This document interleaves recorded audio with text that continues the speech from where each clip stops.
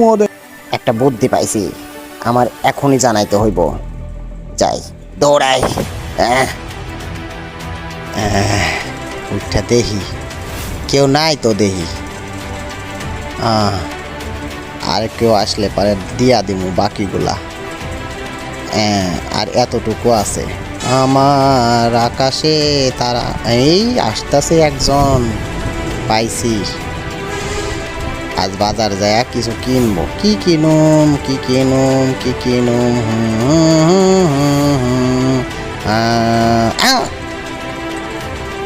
এটা কি হইল?